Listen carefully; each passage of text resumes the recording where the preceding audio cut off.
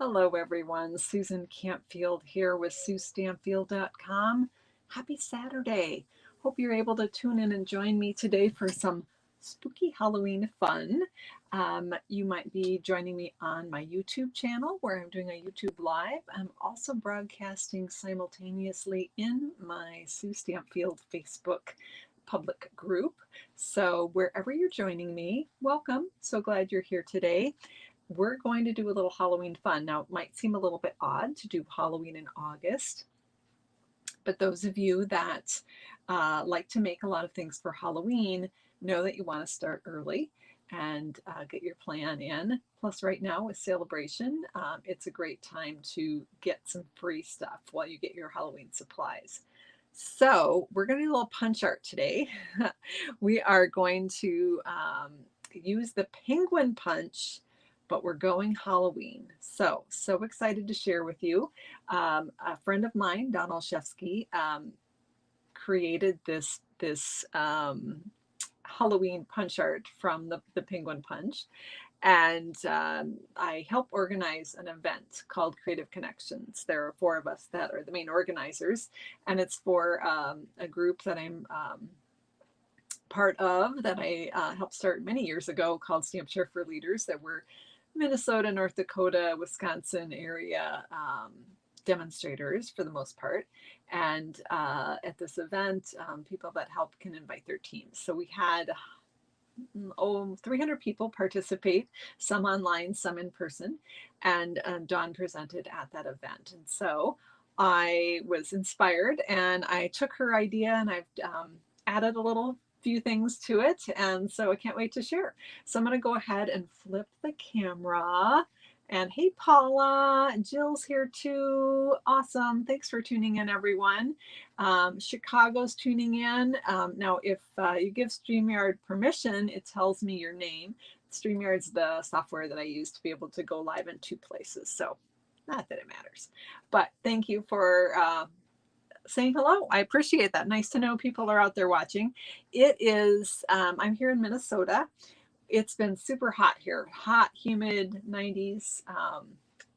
And then we had a storm come through last night, which was welcome because we're in a severe drought in our state, which is unusual for us. And so we got some rain, which is nice. We can use some more, but we got some, which is great. And it's all cool. It's like nice out, like it's like 60 something right now. So my furry friends that live with me are very anxious to get out for our jog. We've been going super early because of the heat, so hopefully they won't pester us too much. I keep telling them after the live, then we'll go, but they don't seem to get that. So I have a big old mess on my desk. Let's look at it here and let's see what's. Oh yeah, I'm gonna slide you guys over a little bit before I. Okay, on my secret view, I can tell what you'll see here. All right, let's secret, not really secret, but we're gonna pop up this one and then we'll go here. Awesome. All right, so what I have here is the penguin punch, but we are not going to make penguins with it today.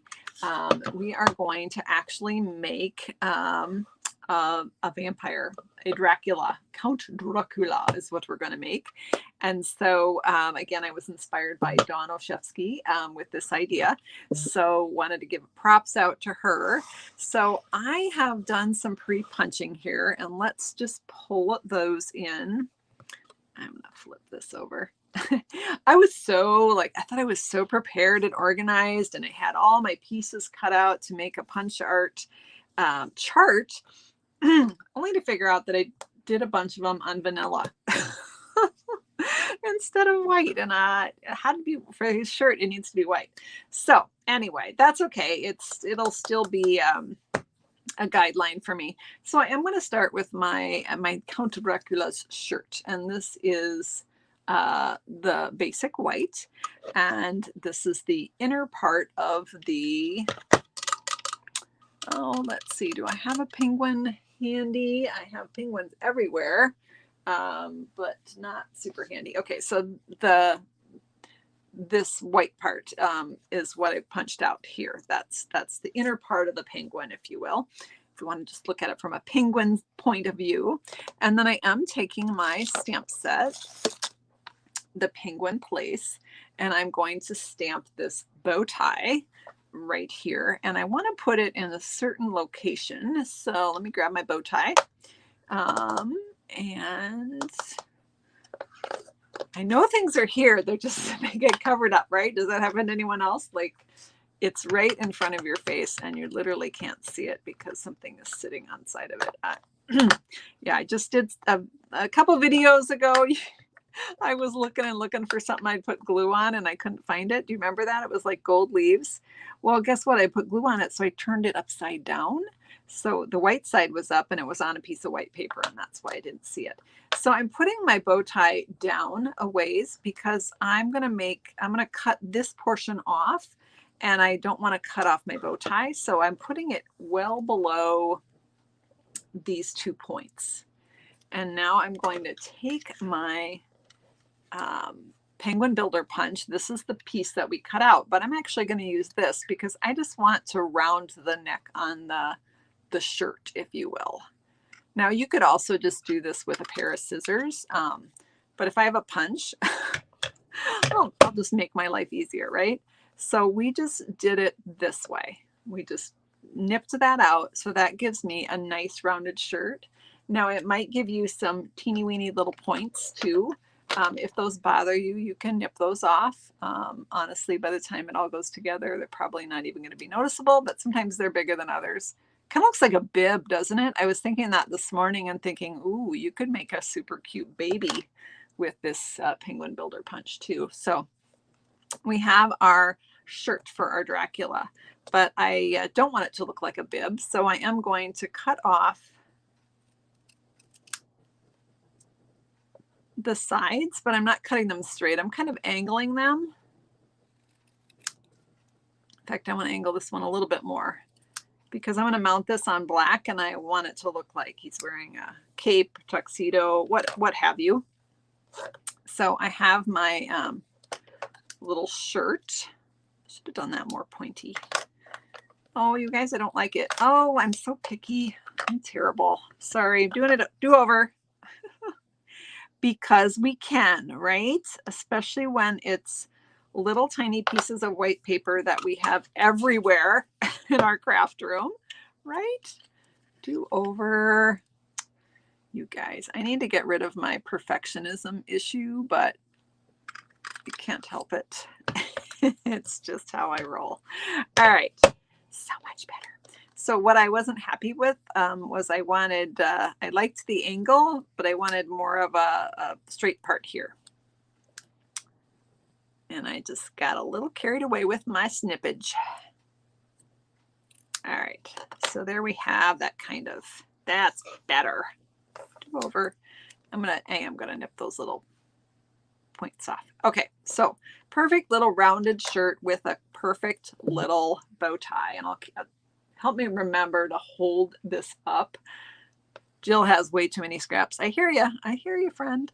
I have a wonderful lady from my church who takes a lot of my scraps and punches out little flowers and shapes and things for the kids to use. It's awesome. So I never feel bad about that. Okay, so I made my Dracula kind of have a pasty gray skin. I don't know. That's what I'm going with. So this is Smoky Slate. I think Dawn did hers out of basic gray, and I think her shirt was basic gray as well. So maybe Floaty Flamingo. Anyway, so I'm going to grab the Tuxedo Black ink, and these are the eyeballs from the Penguin set. So they're right here. They are on one stamp. There are 2 eyes on there. However, they're spaced quite far apart, and I liked, for this particular project, I liked them closer together, and that's what Dawn did as well. So here's how you do that. You just ink up one eyeball by just putting it partially into the pad and stamping it down. It's photopolymer, so you can see right where it's going. And then you ink up your other eyeball and pop it right there. Ooh, he's kind of kitty wampus. Let's try again. 2 sides. Paper has 2 sides. Although, you know, sometimes when the eyes are kitty wampus, it's kind of fun too. But I'm going to go straight on for this one. Did better on that side of the paper. Yay. I can close up my ink pad because I don't need that anymore for now. I just realized I put away my marker, and we're going to give him a kind of a creepy little smile here. There's that creepy. I don't know. It's not very creepy, but we'll make it creepier when we add the fangs, right? All right. So we've got our face. We've got our shirt. As you might imagine, these two are going to get stuck together. We can do our fangs now. We can do them later. I did them at the very end. I am using my multi-purpose liquid glue here for this project. We just had, so my 24th anniversary as a Stampin' Up! Demonstrator is this week. It was Wednesday, 24 years ago Wednesday, I purchased my starter kit and became a demonstrator. And Thursday night we had a party. We had an anniversary party in my Stampfield Stars, my demonstrator team. These are people that signed up with me or someone that's under me to be on my team. And we had, we were talking about green glue, who's a fan and who's not. And there are a lot of fans of green glue. So it works really well for this. So I've got my shirt on my vampire.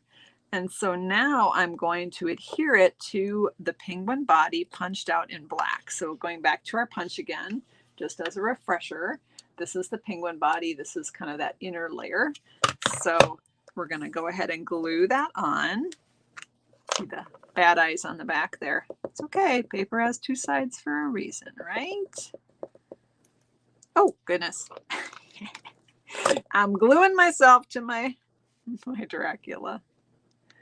Oh, goodness. All right. So we're going to pop this on.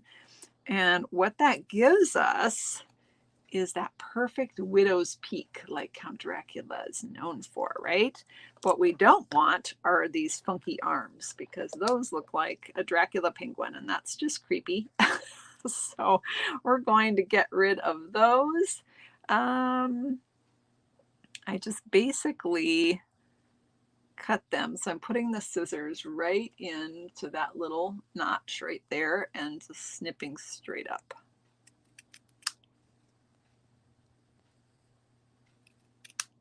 All right, there we go.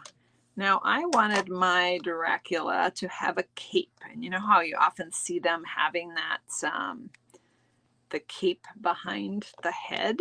So this is not something that Dawn did, but I was looking at this. Actually, one of my customers and friend, we were talking about it, and she said, "Oh, I can see the collar of the cape," and I'm like, oh, good idea.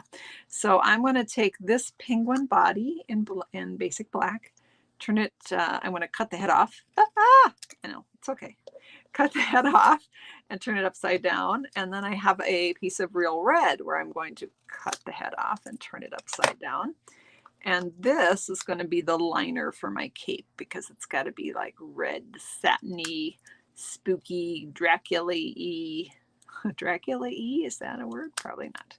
So I've just nipped those to their points, took off the rounded part, and I'm going to adhere this on top of that. Again, with my multi-purpose liquid glue, ... Remember, a lake is a mistake. You want just enough to stick, but not enough to ooze. All right. So there I have my cape, and as you might imagine, that's going to go right behind his head. And I will hold that up closer in just a second. I realize I am quite far away. Apologize for that. But I have to have room to punch and glue and all of that without banging into the camera. So it's not a perfect system, but hopefully it works. All right. Just want to get that a little higher up. That's the beauty of the multi-purpose liquid glue, as I can slide it before it dries. I can slide it around and reposition it. So there we have our Dracula, but he needs some fangs. So we're going to grab our Stampin' Chalk marker. I had to look that we even still sold this because I didn't know that we did. but I'm just going to draw in my little fangs right there with the chalk marker. Here we go. Boo. And there we have our adorable little Count Dracula made from the penguin punch. But now we need to do something with him, right? So we're going to add him to a treat holder because treat holders are so fun to do in, oh, the chalk mark. Oh, good tip, Lisa. Lisa Marshall says the chalk marker, and Lisa's on my Stampfield Stars team. Hey, Lisa. The chalk marker is perfect for coloring the sheep in the Counting Sheep stamp set. Good point. So we've got our little Dracula here. We're going to put him on a box. I actually already have the box decorated, ready to go here. So this is the Tombstone box from the mini catalog. I'll show you really quick how to put it together in just a moment. It's super easy. I'll just show you half, but I'll show you that what I did wrong when I first did it, so it helps you. So it just opens up like this, looks like a little tombstone, and inside it's perfect fit with a Reese's peanut butter cup, the kind of the treat size, I think they call them. So it just fills your box absolutely perfectly. And inside we have Happy Halloween for me, for you. Easy for you to say, Sue. Happy Halloween for you.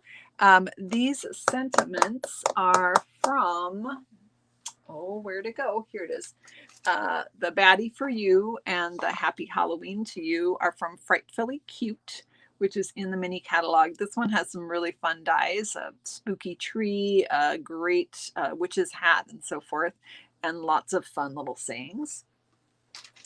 And for my papers here on my box, and you can see where my Dracula is going to go right on the front of my box here. So for the papers, I'm using the black glimmer paper and the free Celebration bedazzling paper. You can see I've got a blob of glue in there because I glued Dracula on only to realize that his shirt was vanilla and not white, and that totally bothered me, you guys. Oh, and we're going to add one more little final doodah to him. I'm debating, I don't know that I do want to glue him. I'm going to try dimensionals. My only concern about the dimensionals is sometimes dimensionals don't like to stick to glitter very well. But you know what? Let's try it. We'll see. We'll see. We'll see. Because I do, you guys know I love things popped up, right? It's always cuter popped up. All right. Yeah, you know what? That's going to hold just fine. I'm lifting the whole box lid from the Count Dracula, and it's not coming off. So the dimensionals are going to hold fine. Phew! What a relief. All right, we're going to add one little final touch to his boat. Oh, it fell off. Hold on. Oh, goodness. These are the red rhinestones. And we're going to add one of these. Let's see if I can find my Take Your Pick tool. Wouldn't be a Suestampfield video without the Take Your Pick tool making an appearance, right? My favorite tool. And we're just going to add a blood red jewel to his bow tie there, just to make him extra creepy and spooky and cute. And then this is the glittered ribbon, which is so fun. I'm going to put my lid back in my box. I'll show you how to make this really quickly. If you can join me next Tuesday, we'll be making some more Halloween fun, another fun critter, spooky thing with the same punch, actually, with the penguin punch. So I hope you can join me on Tuesday. That'll be in my Suestampfield group and on my Susan Campfield Independent Demonstrator Facebook page. And then I'll upload it here to YouTube as well. So the boxes, just super quick. Here's what I did wrong when I got my boxes. I put two together, which was really easy, and then they didn't fit. I'm like, oh, wait, what? They're the same size. That's because there are two different sizes in the pack, and they're really close. So when you get your package, if you stack them, you'll see that some are slightly smaller. That's the bottom. Can you see that? I hold that up. Okay, you can see that right there, right? the smaller one is going to be the bottom of your box. The slightly larger one is the top, right? Obvious. They are so easy to put together. They already have the adhesive on them. I mean, like seriously, you could do this while you were camping. Like you don't even need any supplies to put this box together. Just peel off the tape. Sure, Sue, peel off the tape. All right, we know what I need, right? Take your pick tool. Okay, I lied. You need one tool. You need to take your pick tool to get that off. And then just fold the tabs in, and that's pops right in there. Other end, same way. Top, same way. And that gives you this fun little box that you can fill with treats. Now, one of my Stampfield Stars team members at Creative Connections gifted me this cute little box, which is adorable. And she actually die cut a window in here. She got this project idea right out of the mini catalog. And whoops, mine slid a little bit. So we got Treat Yourself right there, and with the fun skeleton. And then she colored the gingham ribbon there. And inside she's got some nuggets and then one Dove chocolate to kind of fill the space perfectly. So super cute project from Sue Dias. Thank you, Sue. And then one of my previous videos earlier this week, I shared how you can turn the Tombstone box into just a regular box by cutting off this upper portion, even with the straight edge, and cutting off the lower portion. And so I made mine a wedding gift holder for a gift card. So that's how you can repurpose those Tombstone boxes in case you end up with extra. Thank you so much for joining me today. I hope you all have a great Saturday. I've got dogs racing around my house, so I think it's time. I'm going to just pop in and say goodbye here. I think it might be time for me to say farewell so that we can get out and get our jog in. Thanks for joining me. Have a great rest of your day. And don't forget to tune in next week. If you are watching this, you might want to hit subscribe so that you don't miss any future videos. Take care, everyone. Have a great day. Bye-bye.